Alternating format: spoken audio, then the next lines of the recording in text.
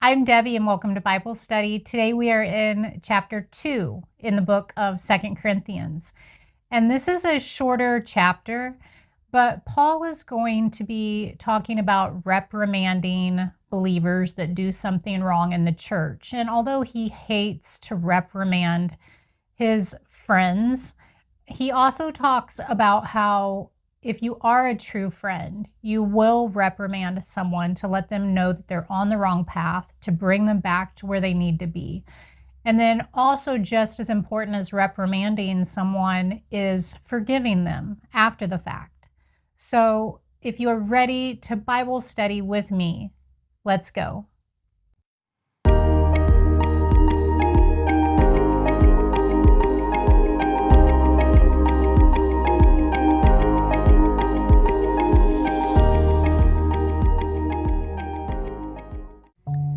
Dear Heavenly Father, we come to you with thanksgiving, and we ask that you give us knowledge, understanding, and wisdom as we study your word together today. Do your work in us in your perfect timing, and help us to be sensitive to your leading in our lives. Give us a fresh insight, and let us leave today's study with a new perspective. In Jesus' name we pray. Amen. Chapter 2, verse 1. So I made up my mind that I would not make another painful visit to you. For if I grieve you, who is left to make me glad, but you whom I have grieved?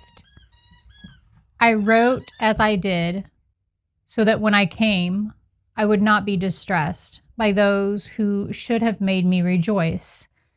I had confidence in all of you, that you would all share my joy.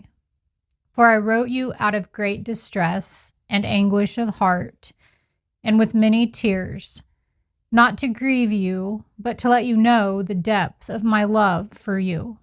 Paul's reference to another painful visit indicates that he had already made one difficult trip to Corinth since founding the church. Paul had returned to deal with those in the church who had been attacking and undermining his authority as an apostle of Jesus Christ, and that was confusing other believers.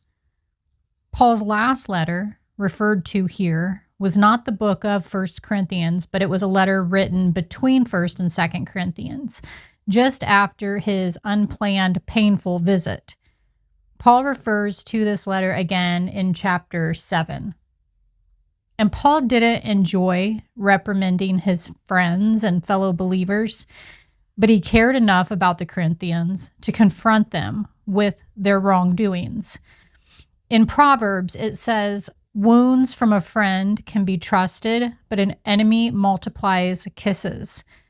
Sometimes our friends make choices that we know are wrong. And if we ignore their behavior and let them continue in it, we aren't showing love to them. We show love by honestly sharing our concerns in order to help these friends be and do their very best for God. When we don't make any move to help, we show that we are more concerned about being well-liked than about what will happen to them. Verse 5, if anyone has caused grief, he has not so much grieved me as he has grieved all of you to some extent. Not to put it too severely, the punishment inflicted on him by the majority is sufficient. Now instead, you ought to forgive and comfort him, so that he will not be overwhelmed by excessive sorrow. I urge you, therefore, to reaffirm your love for him. Another reason I wrote you was to see if you would stand the test and be obedient in everything. Anyone you forgive, I also forgive. And what I have forgiven, if there was anything to forgive, I have forgiven in the sight of Christ for your sake, in order that Satan might not outwit us. For we are not unaware of his schemes.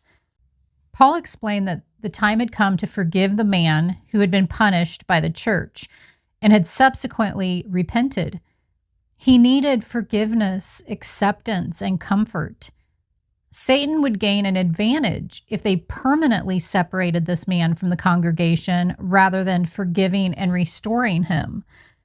This may have been the man who had required the disciplinary action described in 1 Corinthians chapter 5, or he may have been the chief opponent of Paul who had caused him anguish. The sorrowful letter had finally brought about the repentance of the Corinthians, and their discipline of the man had led to his repentance. Church discipline should seek restoration. 2 errors in church discipline should be avoided. 1, being too lenient and not correcting the mistakes, and 2, being too harsh and not forgiving those who have sinned. Pray for discernment to know when to confront and when to comfort. We use church discipline to help keep the church free from false beliefs and harmful practices, and to help wayward people repent. But Satan tries to foster resentment in churches by tempting believers to use discipline in an unforgiving way. Those exercising discipline out of anger or self-righteous pride can cause a person being disciplined to become bitter and perhaps leave the church entirely. We must remember that our purpose in discipline should be to restore people to the fellowship, not to get rid of them or destroy them. We mustn't vent our personal anger under the guise of church discipline. Verse 12.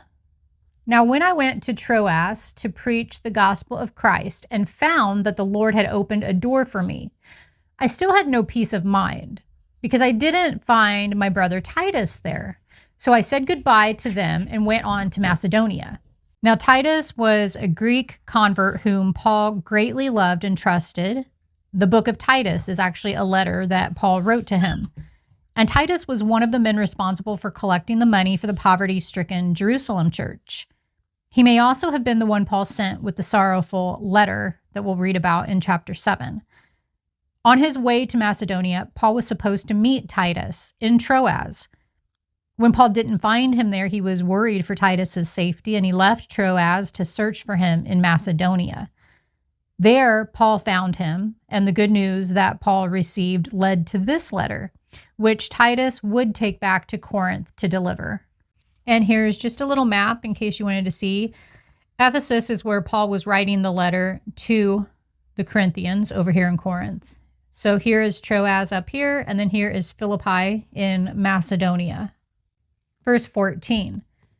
But thanks be to God, who always leads us as captives in Christ's triumphal procession and uses us to spread the aroma of the knowledge of him everywhere. For we are to God the pleasing aroma of Christ among those who are being saved and those who are perishing. To the one, we are an aroma that brings death. To the other, an aroma that brings life. And who is equal to such a task?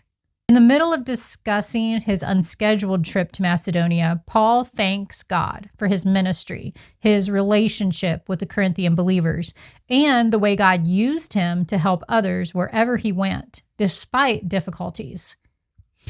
In chapter 7, Paul resumes his story of his trip to Macedonia. In a Roman triumphal procession, a Roman general would display his treasures and captives amidst a cloud of incense burned for the gods. To the victors, the aroma was sweet, but to the captives in the parade, it was the smell of slavery and death. When Christians preach the gospel, it's good news to some and repulsive news to others. Believers recognize the life-giving fragrance of the message. To non-believers, however, it smells foul, like death, their own death. Paul asks, who is equal to the task of representing Christ? Our adequacy comes from God and the power of his gospel. He has commissioned and sent us. He has given us the Holy Spirit to enable us to speak with Christ's power.